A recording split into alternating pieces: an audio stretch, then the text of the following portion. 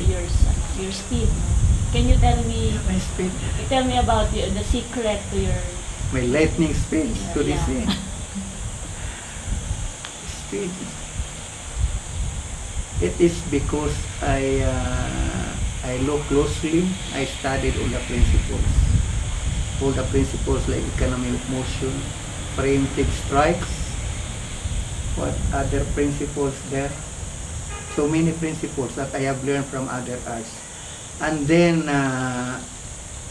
I tried them.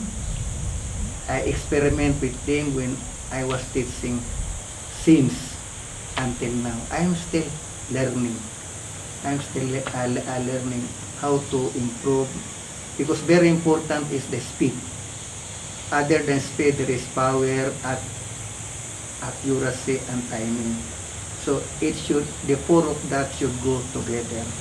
Without speed, then the other four is nothing. You should develop them equally, but most important is speed. So I will say that constant practice and teaching the art to my students helps me develop my speed, and also trying to stay in good health. It's very important. But now I am of age. I think my speed is not like I was 30 years old or 40 years old. It has been lessened maybe for about 50%. I am not I don't have that legendary, what you call it, legendary lightning speed now. I don't think so. But I'll try to do it fast. Just I'll try. I always try. No retreat, no surrender for me.